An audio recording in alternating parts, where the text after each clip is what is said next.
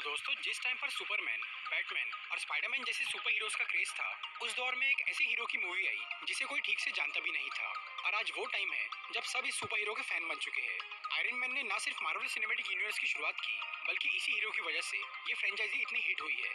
वैसे तो सभी सुपर हीरो फैंस इस कैरेक्टर को अच्छी तरह जानते हैं, लेकिन आज भी कुछ लोगों को आयरन मैन की ओरिजिन नहीं पता। इसीलिए आज मैं आपको आयरन मैन मूवी की पूरी स्टोरी शॉर्ट में समझाऊंगा। तो आइए देखते हैं।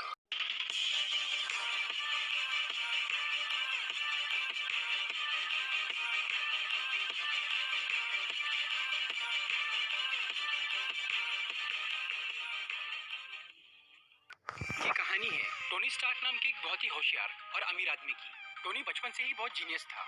उसने काफी कम उम्र में ही टेक्नोलॉजी की फील्ड में महारत हासिल कर ली थी। टोनी के पिता हावर्ड स्टार्क एक साइंटिस्ट थे और वो यूएस मिलिट्री के लिए हथियार बनाने का काम करते थे। जब टोनी 21 साल का था, तब उसके माँ बाप एक एक्सीडेंट में मारे गए, जिसके बाद टोनी और उसके पिता के दोस्त ओबाडाया स्टेन ने मिलकर कंपनी को संभाला। टोनी अपनी कंपनी स्टार्क इंडस्ट्रीज का मालिक था और ओबाडाया स्टेन कंपनी का मैनेजर। टोनी ने अपने देश के लिए बेहतर से बेहतर हथियार बनाए और अपनी कंपनी को बुलंदी पर पहुंचा दिया। मगर टोनी काफी गैर जिम्मेदार इंसान था, जिसकी वजह से ओबाडाया स्टेन उससे बहुत चिढ़ता था। एक बार टोनी अफगानिस्तान जाता है, जहां पर वो मिलिट्री को अपने नए जेरिको मिसाइल का डेमो देता है। वहां से लौटते वक्त उन पर आतंकवादी हमला हो जाता है। टोनी के सामने उसी की कंपनी का एक बॉम्ब आकर गिरता है, जिसके फटने से उस बॉम्ब के टुकड़े टोनी के सीने में घुस जाते हैं। बाद में जब टोनी को होश आता है, तो वो खुद को एक अजीब सी गुफा में पाता है और उसकी चेस्ट में एक मशीन लगी हुई होती है। उस गुफा में टोनी के साथ जिनसन नाम का एक आदमी था, जो कि टोनी को बताता है कि उसने उसके सीने से बॉम्ब के टुकड़े निकालने की कोशिश की, मगर वो सारे टुकड़े नहीं निकाल पाया, क्योंकि वो उसके दिल के काफी नजदीक थे। इसीलिए जिनसन ने उसके चेस्ट में एक इलेक्ट्रोमैग्नेट लगा दिया, ताकि वो बॉम्ब के टुकड़े उसके दिल की तरफ ना बढ़ पाए। वो इलेक्ट्रोमैग्नेट एक कार की बैटरी से चल रहा था। जिनसन टोनी को बताता है कि वो दोनों आतंकवादियों की कैद में हैं और वो ऐसी जगह पर मौजूद है जहां पर उन्हें कोई नहीं ढूंढ सकता। वो आतंकवादी टोनी को बोलते हैं कि अगर वो उन्हें अपना नया जेरिको मिसाइल बनाकर देगा, तो वो उसे छोड़ देंगे। मगर टोनी जानता था कि वो उसे आखिर में मार डालेंगे, इसीलिए वो मिसाइल बनाने के बहाने वहां से निकलने के जुगाड़ में लग गया। उन आतंकवादियों के पास स्टार्क इंडस्ट्रीज के सभी हथियार मौजूद थे, जो कि टोनी को बिना बताए उन्हें बेचे गए थे। टोनी ने उन हथियारों का इस्तेमाल करके एक आर्क रिएक्टर बनाया। आर्क रिएक्टर इलेक्ट्रिक जनरेट करने वाला एक डिवाइस है, जिसका इन्वेंशन टोनी के पिता ने किया था।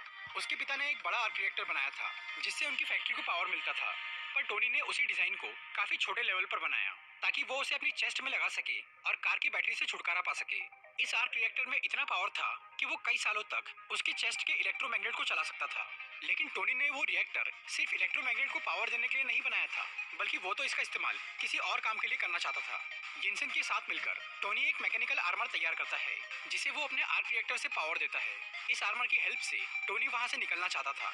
जब वो सूट बन जाता है और टोनी उसे पहन रहा होता है, तब वहां के लोगों को शक हो जाता है और वो सब हमला करते हैं।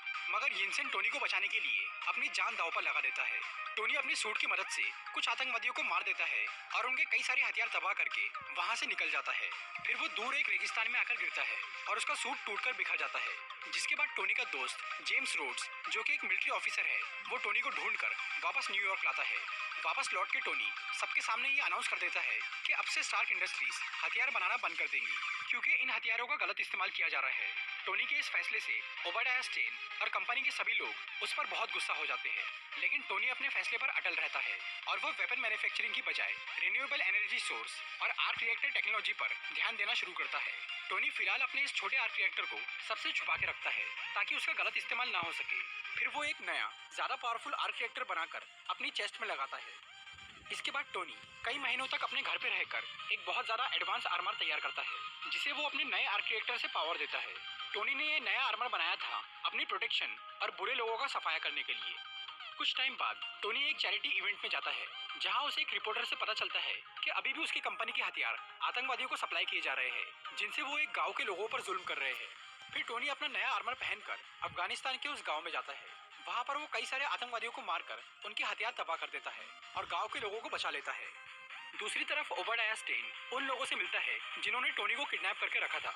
असल में ओबाडाया स्टेन ने ही इन आतंकवादियों से टोनी को मरवाने की कोशिश की थी, मगर इन लोगों ने ओबाडाया को धोखा दे दिया। इसीलिए अब वो इन सब आतंकवादियों को मार देता है और वो उनसे टोनी का पुराना आर्मर और उसका डिजाइन ले लेता है। उधर टोनी अपनी असिस्टेंट पेपर पॉट्स को कंपनी का मेन कंप्यूटर चेक करने भेजता है ताकि उसे गैर कानूनी तरीके से बेचे गए हथियारों का पता चल सके। जब पेपर उस कंप्यूटर को चेक करती है तो उसे पता चलता है कि ओबाडिया स्टेन चोरी छुपे गलत लोगों को हथियार बेच रहा है और उसी ने टोनी को मरवाने की कोशिश की थी ताकि वो कंपनी का मालिक बन सके। पेपर ये सारे सबूत जमा कर लेती है और वो शील्ड के एजेंट फिल कोल्सन को ये इन्फॉर्मेशन देती है।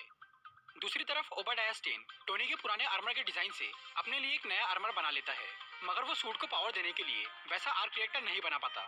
इसीलिए वो टोनी के घर जाकर उसे कुछ देर के लिए पैरालाइज करता है और उसका आर्क रिएक्टर छीन लेता है और वो उसे अपने सूट पर लगाकर उसे चालू कर देता है। फिर टोनी किसी तरह से अपने पुराने आर्क रिएक्टर तक पहुंचता है और उसे अपनी चेस्ट में लगा लेता है। ये पुराना रिएक्टर इतना अच्छा नहीं था कि वो नए सूट को पावर दे सके। फिर भी टोनी अपना आर्मर पहनकर ओबाडिया को रोकने के लिए जाता है। उधर पेपर पॉट्स शील्ड के एजेंट्स के साथ ओबाडिया स्टेन को गिरफ्तार करने के लिए जाती है, पर वो अपना सूट पहनकर सब पर हमला कर देता है। तभी टोनी वहां पर पहुंचता है। वो ओबाडिया को रोकने की कोशिश करता है, लेकिन उसके सूट में पुराना आर्क रिएक्टर लगा होने की वजह से वो ओबाडिया के आगे कमजोर पड़ जाता है। इसीलिए टोनी उसे अपनी कंपनी की छत पर लेकर जाता है, जहाँ पर वो बड़ा आर्क रिएक्टर लगा हुआ था, और वो पेपर की हेल्प से उस बड़े आर्क रिएक्टर को ओवरलोड कर देता है, जिसकी वजह से ओबाडिया स्टेन मारा जाता है। अगले दिन स्टार्क इंडस्ट्रीज में एक प्रेस कॉन्फ्रेंस होती है उस हादसे के बारे में जानने के लिए। शील्ड के लोग टोनी को मीडिया के सामने झूठ बोलने के लिए कहते हैं, पर वो सबके सामने ये कबूल कर लेता है कि वो खुद आयरन मैन है। मूवी के खत्म होने के बाद जो पोस्ट क्रेडिट सीन आता है उसमें शील्ड के director Nick Fury Tony Stark के पास आते हैं। वो टोनी को बोलते हैं कि वो दुनिया में इकलौता सुपर हीरो नहीं है, बल्कि उसके जैसे और भी लोग हैं। निक फ्यूरी टोनी से एवेंजर्स इनिशिएटिव यानी सुपर हीरो की एक टीम बनाने की बात करते हैं। तो दोस्तों, ये थी आयरन मैन मूवी की पूरी स्टोरी।